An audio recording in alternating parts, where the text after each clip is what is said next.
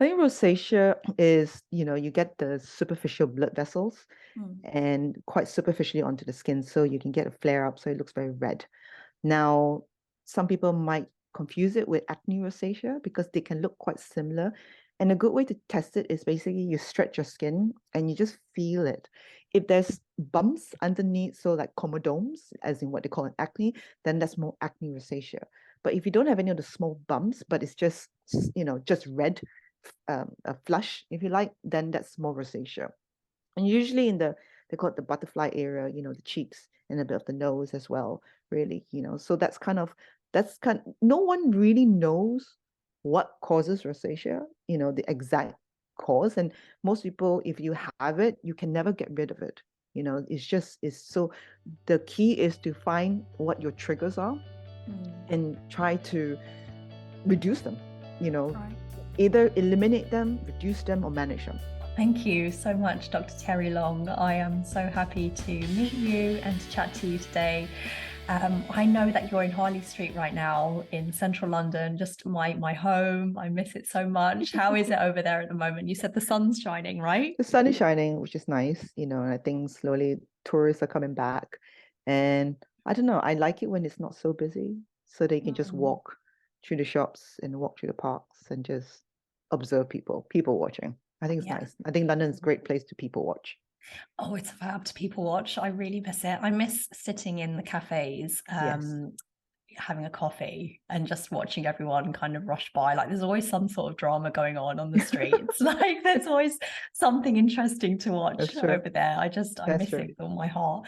But what I did want to bring up with you first is I read a lot about you before we had this conversation, and I read that you're from Malaysia Yes, and I'm originally. surprised that you told me that your dad's from Malaysia. Yes, yes, because I don't look like Yeah, you Chinese don't at look, all. no. Yeah, but I'm half. Like my dad is Oh my full God. Chinese Malaysian. I Amazing. just Okay. took my English side more so I look more Uh, English for sure. okay. But I've never been to Malaysia and I'd love to What? go. It's amazing. I know. Beautiful. It's absolutely beautiful. The food's amazing. It's just people's amazing. And just I don't know because it's multicultural, Mm, multiracial as yeah. well. So it's lots of festivals, lots of I love the morning markets, the night markets, the street foods. I Oh love, yes. yeah, Malaysia, they're well known for their street foods. Yeah. And like you said, multicultural. I Mm, love the cuisine. Like you've got the curries and then you've got yes. the Indian influence, the Chinese influence, Yes, they're all and that mixed kind of together. mixed together. Yes. Oh God, I love it so much. But oh gosh, we could talk about Malaysia for a long time. I But know. I suppose we better get to the topic of the Yes. day. And you are a specialist, you're a doctor in skin health, right? Yes. So we'll talk about mainly rosacea today, but Hmm. also we'll kind of dabble in the others. But before I ask you to kind of introduce yourself and kind of let everyone get to know you, I just first of all wanted to ask, are all skin conditions, do they all have a similar do they all come from similar root causes? So can we talk about skin conditions as a whole today? Or is rosacea literally one podcast in itself?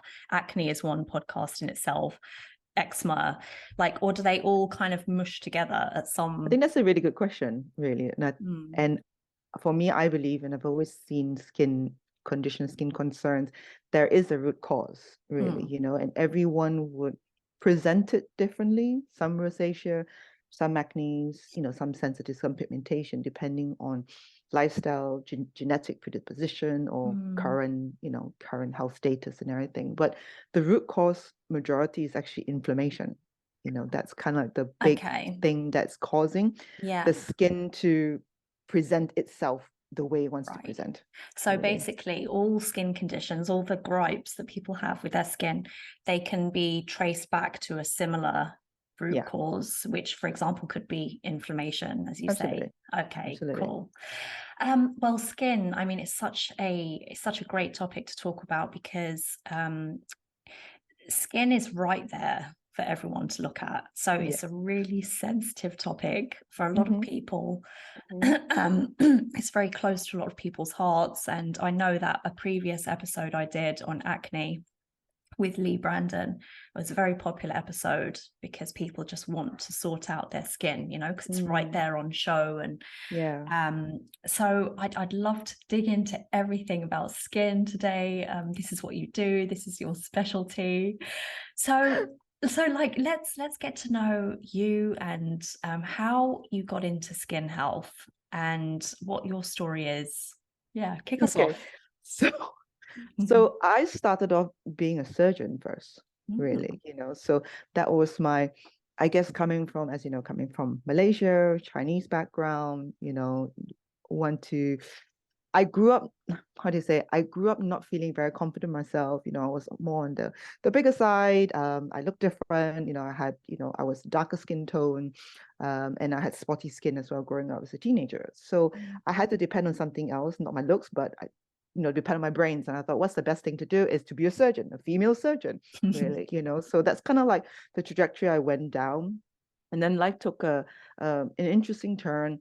I lost my mom when I was 19 years old. She passed when she was 46 years old. So I grew up in my 20s without my a female role model. And then so after I finished, graduated from medical school, went down the surgical route, I realized that okay, it's not the lifestyle I wanted. I wanted a better work-life balance. I wanted a family, and being a surgeon didn't allow me that. So I thought, okay, what could I do? And then I looked at aesthetics, first of all, aesthetic medicine, Botox, fillers, that's because it's transferable skills.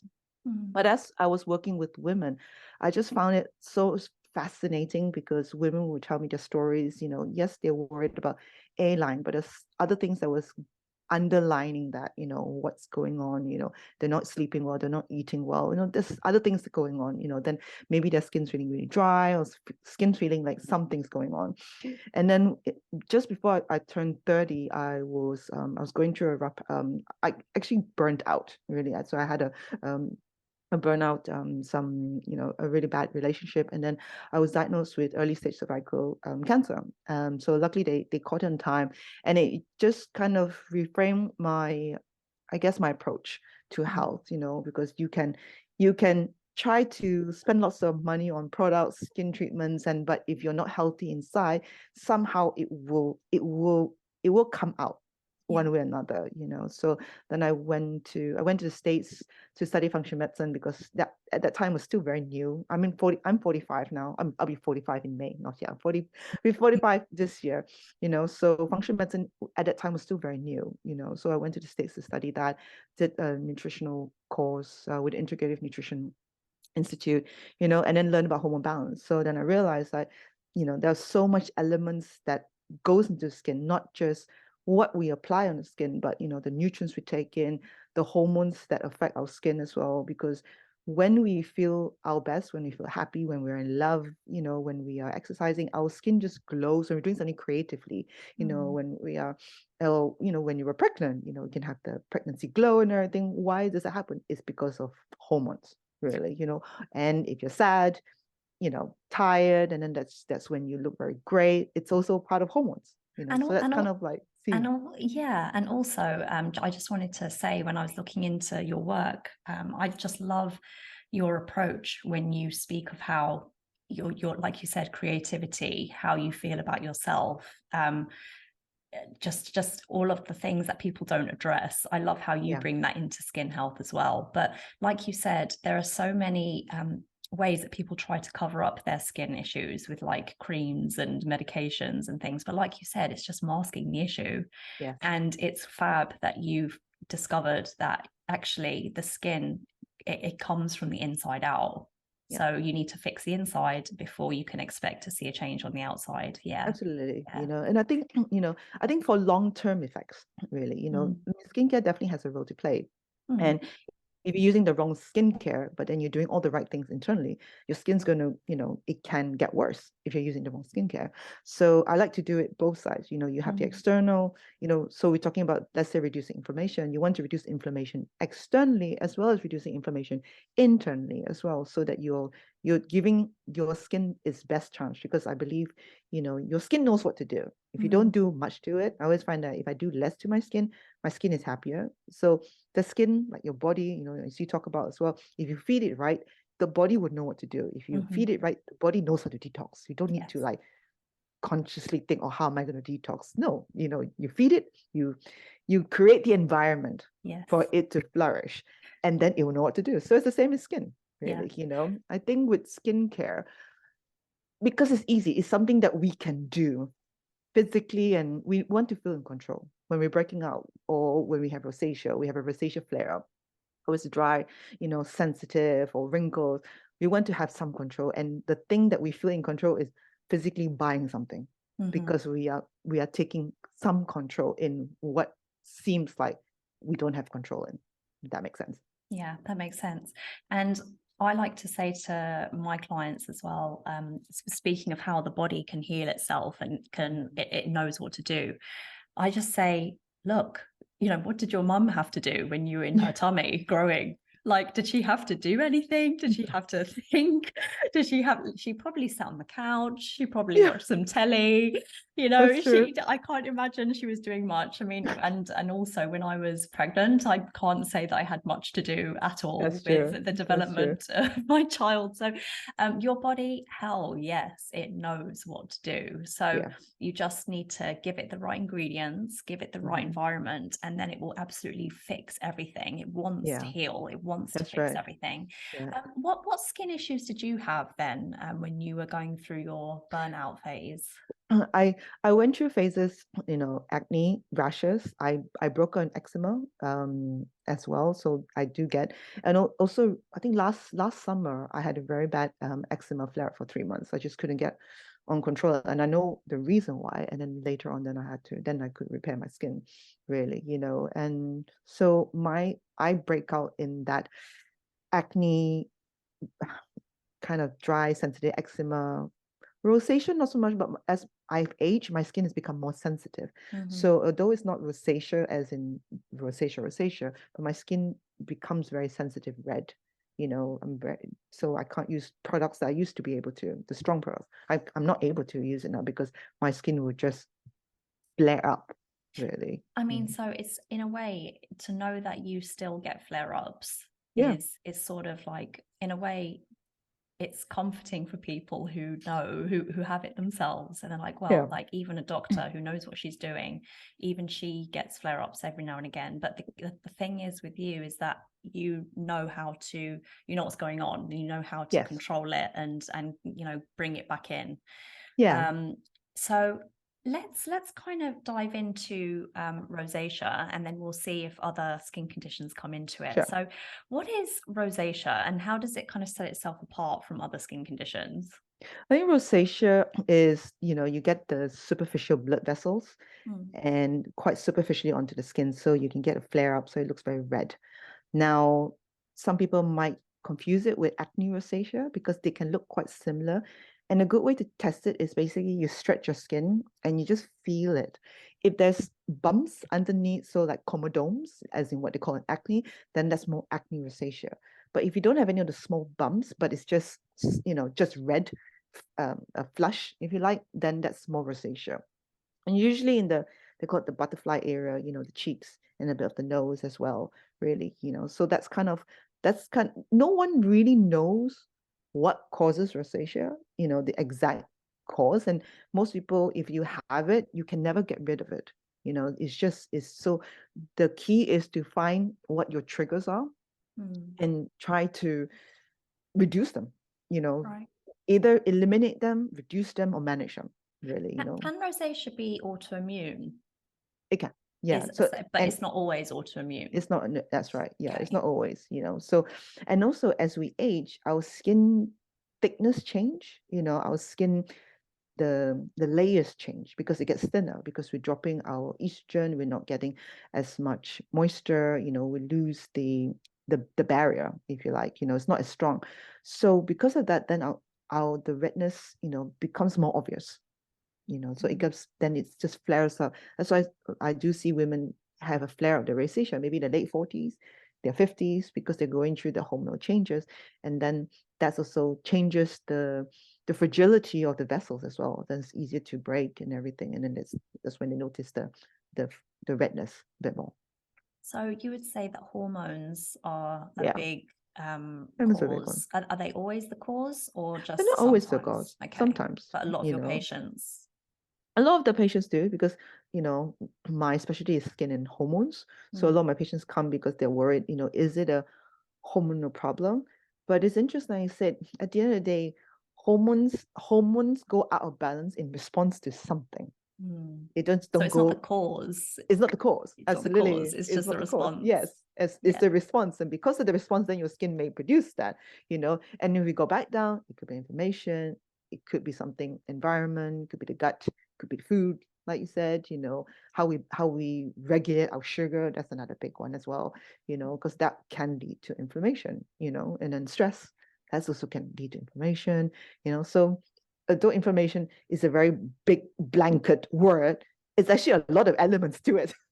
It's a blanket word for a reason. Yes. Like there's a So good many. reason for inflammation to be the blanket word. So Mm. so you say hormones could be it's literally like the step before rosacea, for example, like but then before the hormonal imbalance comes a whole host of other possible root causes. So you mentioned pretty much nearly every system just then. You said gut, food sensitivities, and those sort of root causes can then lead to inflammation and hormone dysregulation, and then the rosacea is the result of that.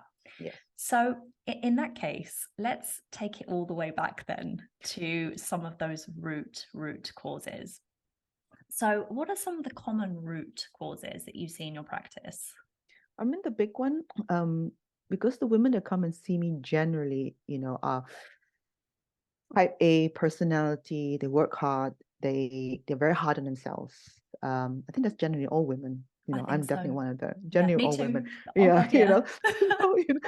So either you're a career woman or you stay-at-home mom, or a career woman to become a stay-at-home mom. So we're very hard on ourselves. So we want to do a lot for ourselves. So I always find our body seeks equilibrium, but our body always either is in wear and tear or rest and repair. So if you're more in wear and tear, that is when things can go out of balance, really, you know, then your body does not have time to repair itself. You know, we repair overnight, we sleep, we repair overnight, our skin repairs overnight. But if we're not sleeping or we're not getting good quality of sleep, then our skin is not able to repair as well because of the sleep. You know, are we eating right? Are we absorbing the nutrients? Number one, you know, are we detoxing the waste? Because if we're not detoxing the waste, then environment is polluted. So we're not able to use the nutrients that we think in or that we spend money on, you know, or even the supplements. If we spend money on supplements, we're not absorbing it to repair the skin, you know, so that's going to have an effect. Energy is a big thing. I mean, I love talking about energy, and that's another whole topic as well, you know, because energy is said it's kind of like we can produce energy, you know, but how is it being spent? You know, is it being spent putting out fires in life or in our body, or actually repairing our skin? You know, because if your body is trying to digest a very heavy meal or trying to fight the autoimmunity, like you said, you know, it has no time or bother to repair your skin. It's the last thing. Oh, yeah, It's like it's the exactly. last thing it wants to worry about. I usually think, like, you know, the skin, the hair, you know, all the stuff Mm, that makes us feel beautiful. It's literally yes, the last thing on the the last list thing. for your That's body. true. It's That's true. like, And also the reproductive system, so the creativity, yes, the yes, juices you're to so feel, you know, to feel the right. sexiness. Yeah, that dries up as Oh well. gosh. So it's literally the last thing on the list, and that's such a bummer for all of us. Yes. Like if only it was the first, then we'd literally be glowing all day. We'd But have it's the most I know, amazing but hair. it's interesting though because in a way your body is so intelligent that it would do as much as possible to fight, repair, you know, um, survive, Yeah. if you like, you Yeah. know, that it There's will a keep. hierarchy. That's Yeah. right. It keep you together, if you like, keep you together, you know, holding it together. And then by the time your skin breaks out, that is usually so, oh, that's so many things going on before that, you So, know. so in a way, when your skin is breaking out, you're already quite far down the line of you know, of Yeah. issues that are occurring. Yeah. I went to a conference once, and I was listening to this fabulous holistic health coach do a speech, and she said something really fascinating, and I wonder if you agree with this. She said, before you get any symptoms like rosacea, for example, or something like fatigue, or, you know, whatever symptoms you get, she said, your body has been dealing with something for at least 12 years before you actually feel a symptom. And that was Interesting. really fascinating. Like the fact that she said 12 years, that it's been kind of building up over that much time. And then you just get a symptom after 12 years, approximately. Interesting. Like Okay. it's interesting. I didn't fact check it. I didn't like look at it. Yeah, I don't It know where she got the sounds 12. interesting. It sounds interesting. I don't know where she got the 12 years from. I won't be surprised, but I'm also thinking, because we're so trained to ignore our symptoms, you know, whether it's a niggly, you know, like say tiredness, or, you know, a sore throat or headache. I was like, oh, it's, you know, I'll sleep it through. You know, we ignore the signs, or we medicate. Yeah. We self-medicate And or then numb. maybe those small symptoms that we get day to day are actually like serious, kind of like, hello, something's going on here. If you don't fix it, then later on Then I'll down the scream line, at you. something. I'll scream at you, basically. Yeah, You know, I'll scream at you, and then I'll break out in, like, you know, either psoriasis, eczema, really bad rosacea flare up. You know, I'll scream at you. You know, I mean, I remember I had a patient. She was young, you know, young in her 20s. Not young, yeah, she was 20s. So she came with me for acne rosacea. So her also acne rosacea, you know, and so for her it was food, yes, is one thing, but it's also how she was managing stress, because she was going through exams, you know, and everything, you know, and so she wasn't sleeping right, you know, so all, you know, on top of each other. And I think when you're younger, we think we're you know, we're superwomen, which we are superwomen, but we take on a lot more, you know, and we are resilient. Our body is so resilient. But then after a while, then it's like, okay, it's you know, our body gets tired and it wants your attention, basically. I mean, so one of the big root causes you're saying is stress, and that makes total sense, because how many people can say that they get flare-ups of their skin issues when they're stressed? So, for example, I've said this before on a podcast, but my husband, he gets a cold sore. Like every time he's stressed, he gets these, like he gets a couple actually, and he hates it. He's just like, oh God. And I know he's run down as soon as he's got that cold sore. Your immune system is down as well. Exactly. And I know that every other person who has a skin issue, like they say, oh God, like my skin is really bad, and it's because they're stressed. So that is a huge root cause, which we can go into kind of some stress management towards the end. But what about the gut? Let's kind of slide over to that, because that's a really interesting topic, and that's something people can really kind of start to control, like today. Absolutely. So how does it come from the gut? How does the gut cause inflammation? It's a big question. It's a big topic. So okay, I mean, like just go down one avenue. Let's just go down one. Because as you know, the gut contributes 70% of our immune system. You know, so as the skin protects our external wall, our gut protects us from kind of internal wall, inside, if you like. You know, so you have the defense system of your gut, and then after that is your tight lining, you know, how tight it is, you know, whether it will allow other toxins as well. So inflammation can happen when that becomes leaky, you know, as probably your listeners will know, when your gut lining or the defense system becomes compromised, really, you know. So that's when the body then puts in, it is under stress, because people think stress is what I know of externally, but stress can happen internally as well, because anything that puts a burden on your body, really, that needs to work extra to fight off either a threat, a danger, or potential harm or injury as well, really, you know. So the gut lining, we know that usually it's nice and tight, and it's designed to only allow in the nutrients that you need, and like, you know, the water, and it allows things to come out as well, but only certain types that is safe for you and that nourishes you and that keeps you healthy.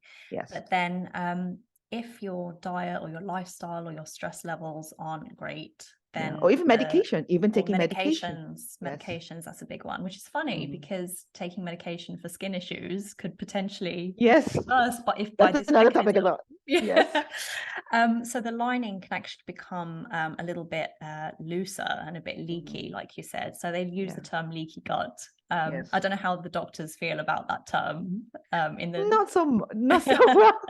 In traditional, in conventional medicine, they don't really believe that happens, you know. And I mean, I'm glad there are younger doctors that are more open to learning about that, if you like, you know, because apart from the physical barrier and defense system, you got to also look at the microbiome as well, you know, the environment of how it affects hormone regulation, because how we detox, you know, depends on how healthy our microbiome is as well, really, you know. Detox the drugs, detox the hormones as well, and if we're not able to do that, it's going to back up, you know. So when the gut becomes leaky, that's when things can go into your system. But from then on, that's when right. stuff from the outside, toxins from the outside, can actually enter your body and actually become part of you. And so that can then send off a cascade of issues like hormone dysregulation and autoimmunity, which are both possible causes of skin conditions like rosacea. Correct. Absolutely. So what causes leaky gut, or what causes inflammation of the gut, let's say? Okay. So let's start with food. Yeah, food, yes. I think highly processed food is one thing as well. You know, common triggers like gluten, dairy. Not everybody will be affected by it, really. You know, medication can affect it as well, because let's say, for example, antibiotics, it kills off a lot of bacteria. So when you kill off a lot of bacteria, you get an overgrowth of Candida or yeast in it as well, you know. And if you don't address it, then that can lead to leaky gut as well. So it doesn't happen straight away, because it's so, you know, defense system is so good, but it doesn't happen straight away. Usually you need to have quite a lot of either food issues or even stress as well, because stress affects the stress hormone cortisol, and cortisol has actually been researched to show poke holes in the gut, poke holes in the skin as well. Okay, so, and it also affects our other hormones as well, like our thyroid. So it reduces our thyroid, so you don't have as much energy. So when you don't have as much energy, then you can't repair, you can't fight off, you know. So there's a lot of things that go into it. Like, how would someone know if their skin issue is possibly coming from the gut? Like, is there a sort of test they can do? Like, if they did some sort of elimination diet, or like what sort of symptoms could they look out for as well? Yeah, so if you get symptoms like, you know, you get belching, bloating, you know, you get very tired after specific foods, maybe you have difficulty going to the toilet or having diarrhea as well, you know. So it's not regular, if you like, you know. You get stomach cramps as well, you get headaches, you know. So a whole host of, so if you think of, if you have possible leaky gut, you have more inflammation, so joint pains, you know, difficulty sleeping, so other symptoms of inflammation as well. Maybe you have runny nose or sore throat or something like that, that can affect. Maybe you got very bad PMS, or, you know, having other infections like vaginal thrush, or, you know, ulcers in the mouth, you know, different things as well. So that can be potential. Now, elimination diet, I'm always very cautious, really, you know, because we don't want to eliminate too much, because then you can lead to nutrient deficiency, you know. When a lot of people, I'm surprised you say that from functional medicine I know, background, because they're all about elimination I and know, testing stuff. I know. But I agree with you. I think elimination diet is like, I always tell my patients, like, we can trial it, we can eliminate or reduce it depending on what you eat, you know, because we have to be very careful, because I think with the I don't know, the rise of different diets, it's very polarizing. You know, you either have this or none of that kind of thing. So people are so scared to eat anything, you know, and then that adds to stress, and that's not healthy, really, you know. So I always say we can trial it for 3 weeks. and monitor, and then if it doesn't work, then it's not that, let's try something else, really, because sometimes it's not that, so I always tell my patients, because I food sense, so once I do the elimination, then, based on their symptoms, the gut symptoms. I love stool tests. I use the GI 360 by Dr. Data, so it's very comprehensive. So I will look at that, and most of the time I'll find something, really, that I'll need a protocol to remove either the overgrowth, rebalance it, improve the detoxification.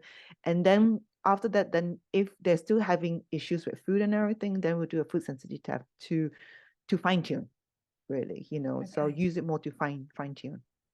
I keep on hearing, and I don't know what you think about this, I keep on hearing dairy come up. Like, it's come up in a previous conversation about acne. It comes up with autoimmunity, and it just comes up all the time. And Yeah. so, like, I think there's a lot to be said for that, because the way that it's produced these days isn't great. It's kind of stripped of a lot of its original nutrients, and just the way it's like the quality of the cows that it's coming from, or the yes, that's true. But then, how do you find that that's a common food sensitivity that you come across, or have you not found that in your practice? I've not actually, to be honest, Okay, because I've got some patients who they can't drink milk, but they can eat cheese. So Right. that's kind of like, I think it depends on how it's made Yeah. as well. It's so interesting, because I don't actually have many skin gripes to complain about. So I've always had good skin. My dad always had good skin. My mum always had good Lucky. skin. Oh, lucky, well done. Lucky. Good for you. But I have to say, one thing I did have a problem with, and still do today, is I think it's some sort of eczema on my hands. So I think they call it dishatory. You get the little bumps. The bumps, the itchy The itchy bumps, yeah.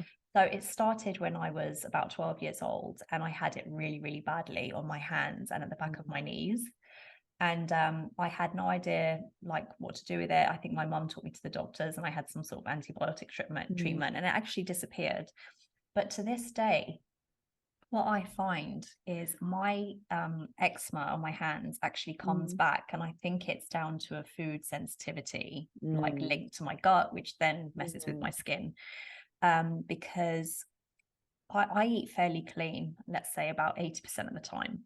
But then sometimes, like, I will spend like a few weeks just kind of relaxing completely and eating all the foods that I enjoy and not looking at ingredients, and my skin on my hands will flare up like every single time. So I can't pinpoint what it is, but I suspect it's something to do with the ingredients in the processed foods, maybe even gluten. I also find when I eat a lot of cream, I get a sore throat. Yeah. So I get that. It's like the mucus. Yes, mucus, like I get very mucusy, and my throat starts to get sore like every single time if I eat like a lot of dairy over a period of days. So I guess what I want to say here is, people who are listening, it's really important that if you're dealing with skin issues, look out for symptoms and signs, like little things, like don't ignore them. So if you do have little rashes that come and go, if you do get a sore throat or mucus, or like, try and draw some correlation between some common food sensitivities to start with, and then kind of work your way back. So things like dairy, gluten, peanuts, something, I think eggs for eggs, a lot of people. I know, which is a shame, because eggs are so good protein source, but I've seen some people sensitive to egg whites or egg yolks, so maybe there's a lot of separate the two. sensitivities that show up on the test, right? Yes, for eggs, which is interesting. Yeah, so I always tell my patients, like, I think elimination diet is a good way to be in tune, or learn to be in tune with the food you eat, and document how you feel and your skin. So I think it's an opportunity not to get so pedantic about elimination, but more of like being more in tune, really, and noticing what feels good, what feels good with your body, what feels good, what doesn't feel good, and also your skin, what does it like, what doesn't it like, that can, and also notice, okay, if it doesn't like that, is it is it that specific, or is it the way it's being made, or is it a different brand? There's so many ways. So it's just to stay curious, Stay curious. stay Yeah, curious, I and like that. getting information, because at the end of the day, it's like not everybody's skin will flare up with food. They can, like Yes, you said, it's have not always headache, food. can throat, Mm. skin is just because it's so external, it's just easier. I think it's good in a way because it gives you an external visual barometer of what's going on inside of you. So, I mean, I know it's like when I'm run down in sleep, or I have too much salt, then my skin breaks out. So that little thing, but I can have milk and I don't have a problem. So, but then if I have less sleep and I drink milk, then I do have a problem. So those kind of things, It's really. that empowerment that's Yeah. really important and that everyone should have, because once Mm. you're empowered with that knowledge that you know Yes. exactly what causes your breakouts, then that is all people ask for, really, and then Yeah. they're in control. I mean, I have a Absolutely. friend who her forehead breaks out every time she has dairy, and she's made that correlation. Yes. And sometimes I would see her and she's like, oh yeah, my skin's broken out because I just wanted dairy. I Yeah, that's had it. to do it. And that was her choice. And it's Yeah, the absolutely. empowerment of that. Absolutely. And the empowerment that I feel that with my hands, like I can control it 100%. Yeah. I just clean up my diet and it disappears. Yeah. So that's really what people want, So Yeah. I'd say food sensitivities, yes. Hmm. So try an elimination diet. How long would you? Well, I mean, I know you said you don't like to give it Yeah, out I would say sweet, but 3 weeks. okay, 3 weeks. 3 weeks. Yeah. And then when they introduce it 3 days each food, and notice again what happens to your body, your skin, and everything, really. I think just be better observing. Be more an observer, really, rather than reacting to, when your skin breaks out or flares up. So, I mean, it's interesting. So we said the gut and we mentioned stress. So I think stress is a nice way to kind of move into hormones a bit, because obviously the stress hormone cortisol and obviously from a poor diet you can have insulin Yes. kind of coming out, and they're really dominant hormones. Like they're really dominant, and they can mess up the entire system, like the entire hormonal system. They're right at the top of the hierarchy. Yes. So if both of them are out of control, if you have a highly processed diet, if you eat a lot of sugar, if you're highly stressed, then those two massive hormones, the top, are going to be like wrecking some havoc with some of the hormones below. So yes. Let's move into hormones, because I know you work with females, and so how do female hormones get affected, and how can they affect the skin? So hormones are like chemical messengers that allow communication between different parts of the bodies. So we want the communication to be smooth and adult, mature. Once in a while, miscommunication can happen, or divorce. Basically, one part of the body does not talk to the other parts, so that's not the ideal. So hormones, there's 50 plus hormones in the body, but I found like 6 major ones that affect the skin. So we talked about cortisol, the stress hormone, but we need cortisol. Don't forget, we need cortisol. So, people say, oh, stress hormones, we need it because we need it to wake up. We need it for energy. We need it to focus. We do need it. Insulin is another one. Insulin, I call it the gatekeeper, so it controls the sugar that comes, the fuel. I want to say glucose, not sugar, glucose that fuels our brain, fuels our cells and everything. Then you got the thyroid as well. So that is metabolism, the weight, energy, controls the energy. When it's very low, you get very dry skin. When it gets high, you can get very flush skin as well. So that rosacea, you can get high thyroid as well. Interesting. Hyperactive. I had a hyperactive thyroid. Yeah. I can't remember if I was flush though, but I do remember that I do remember that time. That was an interesting time. But I should have taken note of my skin, actually. Yeah, I said, and then you got the estrogen. So I call the estrogen the diva hormone because it makes you feel like a woman, or juicy, round, makes you feel like a diva, basically, but too little, you just feel dry up, and it's, and then your skin's very dry, less loss of elasticity, firmness. But when you have too much, you get very bloated. You feel you're too diva. You become, you feel like a bitch. You feel like a bitch, basically. That's the diva hormone. And then you got the progesterone, which is the calming best friend. So you need progesterone because it helps to calm the skin. So when your skin breaks out, when you have rosacea, it could be a low progesterone thing, or it could be a high estrogen. So you have too much diva, you are, like I said, bloated, everything's just red, angry, pigmentation, things starts coming out. So some rosacea is estrogen dominance as well, which means you have too much estrogen or too little progesterone as well.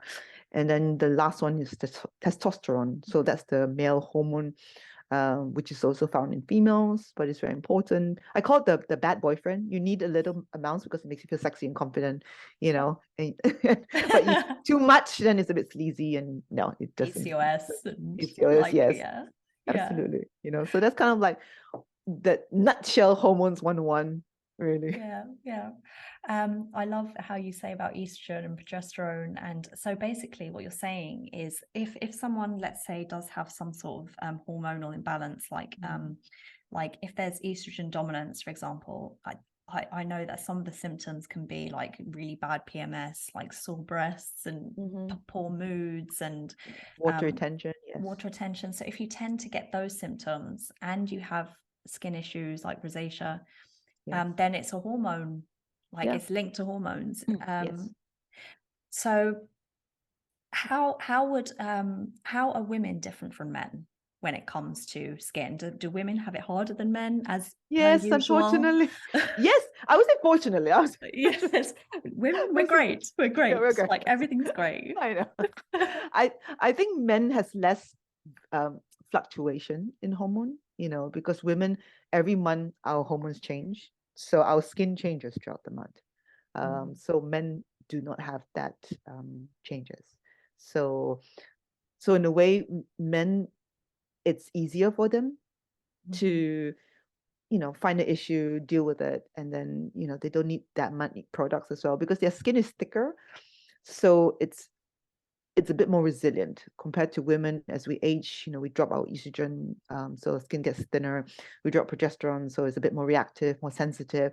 So it's easily triggered, our skin. So then we need more things to soothe our skin.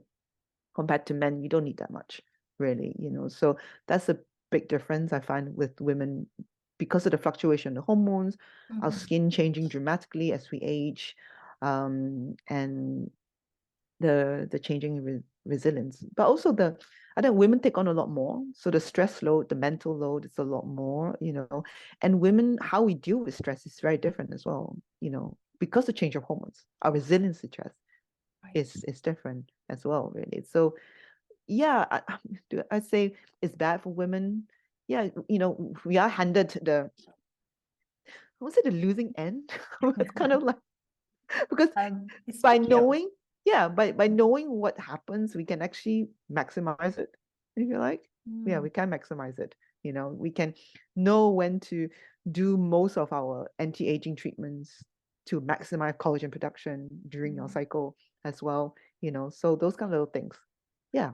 Is there any way in your practice that you help women identify which hormones could be out of balance? Yeah, so when a new patient comes to see me, I give them a 30-page questionnaire. It's quite long, but it's an in-depth functional questionnaire, including a skin questionnaire as well. So there is a part on hormones, and there's some symptoms that are on specific hormones. And then after that, I do a Dutch test. So my favorite hormone test is a Dutch test, which is a urine test. Then we can look at what the hormones are doing.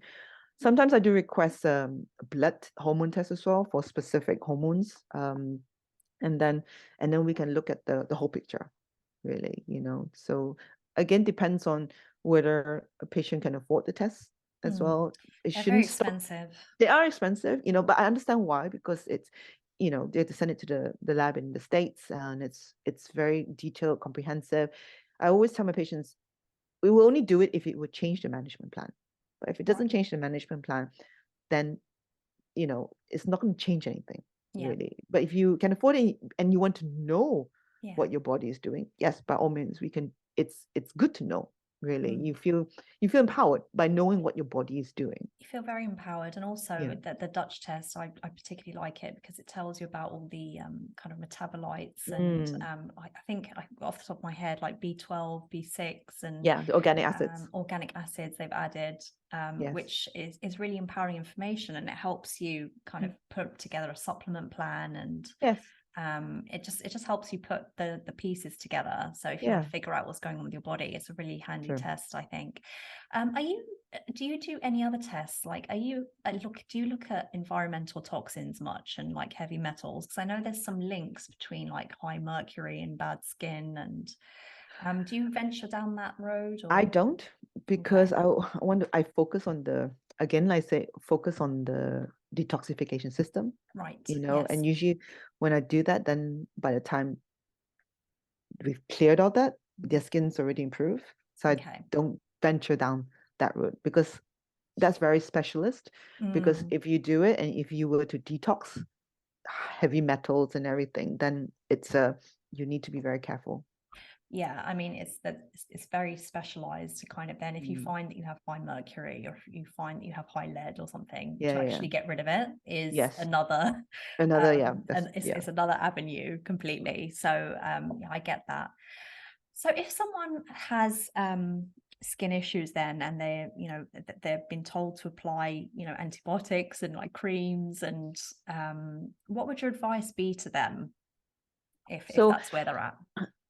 So I think the first thing would be quite good to reduce inflammation externally, first. So look at your products, actually simplifying your skin products and not use so much active ingredients. I think, we have come to the stage where we know too much active ingredients can be too irritating to the skin, whether it's retinol, benzoyl peroxide, or azelaic acid. They have a role to play, but sometimes it can be overused, really. And then it comes to a point where the skin no longer repairs, but the epidermal barrier, which is the most superficial layer of the barrier, which holds the moisture in, gets impaired. So the barrier is impaired. And that's when, moisture goes out, your skin gets drier very easily. And then you can potentially get what they call leaky skin.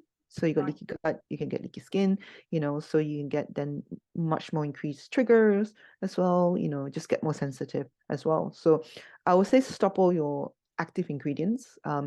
And when I tell my patients this, depends on, if they're so used to using it, they freak out a little bit, because again, I said, that's what they are used to. I think it's probably the same, like you say, if somebody's used to taking 10 supplements a day, and if you just not stop that just for a while, just give your body a reset. You're like, I don't know if I can, because in a way, go on.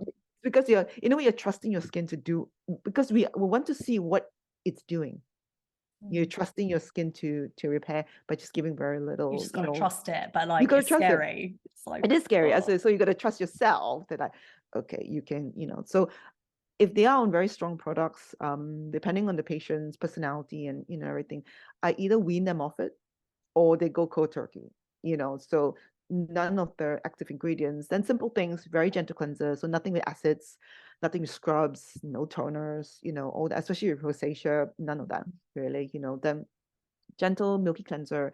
Then you can use hyaluronic acid to hydrate, and then a moisturizer. Just very simple, and SPF. Just very, very simple, very calming ingredients. Just so that's kind of like the external part of things that you can apply. But also, when you're applying it, are you in a rush? Are you slapping things on? Are you very slowing down? Like I said, because we talked about, stress, but it's really the sympathetic nervous system and the parasympathetic nervous system. So the sympathetic nervous system, as you know, is kind of the fight, flight, freeze, fawn, flap mode, really. That's when you're flush, you get blood circulation to your system, or your surface.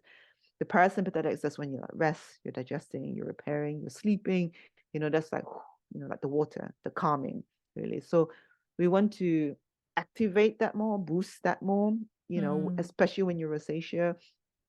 So that's why lots of breathing techniques, maybe when you're doing treatments, you can massage your face, really, so like gua sha, or lymphatic drainage, tapping, that also helps as well, or meditation if you are into meditation. So all those kind of little things, That's you really know. interesting how you draw personality types to skin issues. I haven't come across that, because when you say someone who is a type A personality, who, like you Mhm, said, flaps and feels stressed and is always in a rush and go, go, go, go, go, how mhm. that type of person, you've actually kind of drawn the mechanism of how that person can actually be more With the likely to skin. have skin issues Yeah. than someone who is calm and relaxed. So if someone is go, go, go type A, I mean, I wouldn't call myself a type A. I'm not a type A personality, but I definitely have a flap kind of lifestyle, because I've got 2 young children, Oh, bless. and it's just, life is busy, as you It's the know. season. I know. It's a season of It's your the life. season of life, And I and think, I mean, I try to tell my patients as well. It's like we can't stop our skin flaring up. If you're mm, prone to it, we can't stop because I mean, we are even you human. get it, I which get is, it yeah. because I'm a mom. My son is 6, and sometimes he has, sometimes I have bad sleep because I'm going through perimenopause. It's We are living life. If Mm, we are, if we are up in the mountains meditating all day like a Buddha, mm, we will not have skin problems, but that's not real life, it's really. not. It's It's not real not. life. So, Yeah. so I like to teach my patients, like, how can you make your skin resilient to the life that you have or you want to have? That's another thing you want to have. And by making your skin resilient, the path that you take to make your skin resilient will make you yourself resilient in life as Mm, well, really. And by doing that, then you become more the observer, of when things go wrong, because now it's like when I do breakouts, that I know it will pass. I know I get pigmentation, but I know I can get rid of it because yeah. I know I've learned, what Yeah. happens. I mean, I do find, like, my patients who are younger, when they break out, then they, you know, we catastrophize. We all of us have done it. Yeah. It's like, is this going to be my life forever? Am I never going to get rid of it? It's like, no, breathe. Of course, now you feels like the world's, it's like Like forever. they internalize it and make it part of their Internalize it. identity and who they Absolutely. are. Whereas Absolutely. you're saying you should get to a stage where it's like, look, be the observer, stand back, and Yeah. just know that it will pass. Just as Yeah. you just got to find what causes the flare-ups and Yeah. what calms it, and then go through with that. You said this great thing that I just have to bring up. One of your posts on Instagram, you said something about how the way you feel about yourself and your self-image comes out in your skin. And I just thought that was so good, because I'm 100% like believe that the way you see yourself and the thoughts you have, they manifest themselves in your Yes. life and on your body. Yes. I was only just thinking this morning about just kind of illnesses in general, like just not casual thinking, like, oh, let me just kind of consider illnesses as I sit here and journal. But basically, I was thinking how your self-image and how your beliefs and the issues that you have to work on in yourself, how they can manifest themselves as illnesses if you don't sort them out. Yeah. There's this I love Gary Zukov. Are you a fan of like spiritual I teaching? love it. Oh, Gary Zukov, are you a fan? The I Seeds don't of know Soul? the Caesar, so I've not read that one. I'm just recently been to Jeff Brown. So Oh, I need to write him down then. yeah, Jeff so Brown. Jeff Brown, Okay, yeah. I'll write that down because I'm Yeah, always I looking love. for new people. But basically his thing is, he says, if you have some issues that you haven't sorted out, like if you've got anger issues, or if you got, he said, when you feel angry, where do you feel it? And he's basically saying, do you feel it in your shoulders? Do you feel it in your throat? Do you feel it in your stomach? And he said, wherever you feel that pain, don't be surprised if an illness kind of makes Comes up. itself known there. So, and Yes. what I found really, really interesting, okay, is whenever I'm afraid or scared, or it catches in my throat and I can't speak. So that's my thing. Like Yeah, yeah, I yeah. when I'm afraid, I can't speak. Like Yes. my words can't come out. And I have thyroid problems. Like Interesting, isn't it's it? a very interesting, I love like because there's a book called The Body Keeps Score. I can't remember the name of it, but yes, so that's yes, another I've heard one. of that. Yeah, That's the a body really good keeps one score. because, according to like Chinese medicine as well, they link emotions to organs, like anger with the liver. So people who have liver issues, yes, you can do all the detoxification stuff and, eat all the artichokes and all the things you want. But do you have anger issues that you are suppressing? Because that will suppress the energy, the chi in the liver. So it's not allowed to move out of your system, really, So I love that, and I try to bring that into my work, really, because I think deep down we all know what to do. We all know it's Totally. not rocket science, No. really, but there are things blocking it, and with food, cravings, that's another layer as well, and then the self-confidence or self-love to be able to do that, whether you feel that you deserve it. I mean, I have a patient who wants her skin, her skin clears, but every time she breaks out, she will go out and buy new products. Every time. Just can't help it. She just can't help it. And then she'll use it. She doesn't like it. She will break out more. And she'll freak out. She'll come back and say, what do I do? I'm like, just pare it down. You know what to do. You've done it before. Just pare it down. Just come down, like, and see. So it's kind of like, so how can you no, again, this is not to beat yourself up, not to say you're a bad person, because we all do it at some point. And then just to be curious, okay, find out, why do you do the things that you do? Is there another reason why you do the things? So why do you self-sabotage, really? Because we all do some level, really, because I think, when we talk about the self-image, yes, our thoughts, but also what we say to ourselves, because when we look in the mirror, for me, it's like everything's energy. When we look in the mirror, what we say, it bounces off the mirror and comes back to us. Okay. And our body, our cells will absorb that energy, really, So I don't know, there is a experiment. I can't remember the name of the Japanese researcher. I think it's called Miyoto. Iko Miyoto. It's called the rice experiment. I'm not sure if you've ever heard of it. No, never. No. So he wanted to look at the influence of words in matter. So he took three beakers, put rice and water in them. So the first beaker, he said, kind words every day, so thank you, I love you, everything. The second beaker said really nasty words, you're stupid, why are you doing it wrong, or derogative words. The last beaker, it was totally ignore. So after 20 days, he found the first beaker with the good words was fermenting really nice sweet smell. The second beaker with the derogative words was moldy, black, dark. And the one that he completely ignored was also, rotting and smelly.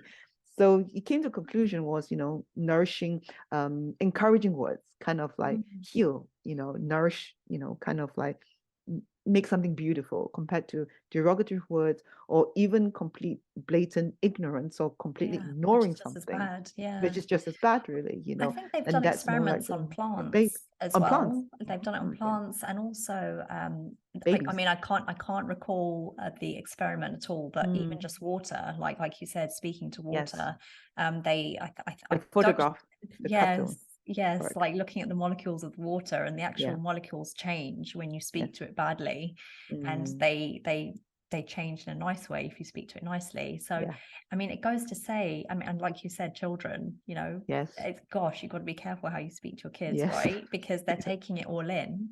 And so why can't it be the same for your skin? Like if you're if you have bad things to say about yourself and you're not kind to yourself, who's to say that it's not going to manifest itself in you as well? It's so interesting. And you said that the skin is like a mask for it's like a mask that you wear, so you've got to kind of choose what mask you want to wear, which is really interesting.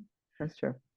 So do you overall, do you recommend that people come off skin medications altogether? What about, okay, I know you're going to say yes to that, like people come off no, like, okay, for example, like if somebody has really bad eczema or psoriasis or rosacea, and the body is just attacking itself, like autoimmunity, if you suddenly come off your steroids and all that, it can flare up, a lot. So you've got to be careful with which you got to be careful. You recommend that to. Absolutely. So I wouldn't say suddenly like shh and everything. So, okay, what would you recommend the perfect skincare routine would be? Like, what do you do for yourself? Would you recommend to your patients? I'm sure it's unique from person to person, but I know. overall, if someone's listening and they're like, right, what do I do? Like, Okay, so simplifying your skin routine, like I said, a gentle cleanser. La Roche-Posay is really good. I think the Tolarin range is really gentle. No acids, no toners, no exfoliating scrubs. Hyaluronic acid and a moisturizer. SPF in the daytime. At nighttime, if you live in dry, cold environment or a room that has aircon a lot, then you might want to put in a facial oil at nighttime. It's something really. So again, nourishing, hydrating, calming skin products. and is it true that if you look at the ingredients and water is the first ingredient, Yeah. that's to be avoided? Is that true? No, not that Okay, all I right, all don't right. I don't follow that. Okay. I don't follow that. What's your view on applying just oil? Because I'm just speaking for myself right now, just quickly. I just apply some almond oil, Okay. and that's just my thing. Like that's just what Yeah. I do. If it's your thing, then if Okay, it works for you, all that's right. great, Works for because me. like at nighttime I use rosehip oil. That's all I use Okay. at nighttime, so that's really good for it's Like vitamin there's A. literally no Really good. other ingredients. It's just Yeah. rosehip oil. Yeah, Yeah. So some patients, some women will be okay with oils. Some women they don't Right. do well with oils. So again, you try and see whether it works for you, basically. Okay. And so basically you're saying keep it as simple as possible. Simple as possible. Chew your food. What about makeup? Drink plenty of water. Drink, that's a big one. That's a big one. Drink plenty of water, absolutely. Yeah. Alkalize your water, that's even better. Okay. If you can. And poo every day so that you're detoxing. If you can, do a lymphatic drainage in terms of like learn how to massage your face so that you can, get rid of the lymph and everything. What did you ask me earlier? Makeup. Makeup. Okay. Yeah. If you can avoid it, avoid it. I don't, I find powder ones are not good. Powdered foundations, eye makeup and everything, that's fine. They're very drying and they can clog up your pores as well, really, so I would avoid that if you can. Cream foundation is okay, I think there's a brand called Isla foundation, so they're quite clean, and doesn't break you out. Not irritating as well, so that's pretty good. And then if you can avoid it, just avoid it if you can. I mean, other eye makeup and everything, that's okay, but it's more like foundation. Yeah. Okay. Well, I mean, is there anything else that kind of wraps everything up? We've had a really thorough conversation. I know, really enjoyed isn't that. it? That was fun. Everything from poo to makeup, basically. To makeup, to like spirituality and like yes, I love it. So I love conversations like that. But is there anything that you think, okay, like we forgot to just talk about this is really important regarding skin health, rosacea? Yeah, I think you realize that, your skin is a living, breathing organ, with its own feelings and own memory as well, so your skin knows what to do. So learn to be friends with it.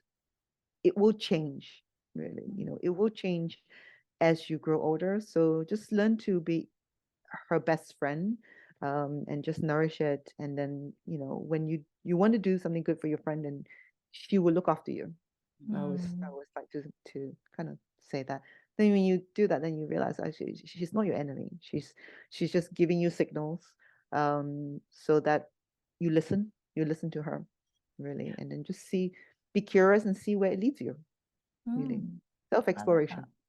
I like that. So it's like a trigger to explore yourself. Yeah, I like that. Oh, Dr. Terry, that was just such a good conversation. I really enjoyed that. Thank you so much for coming on and for squeezing me in between patients. I know you've been busy, but we have to do this again. I really enjoyed it. I enjoyed it. Thank you so much, Mara.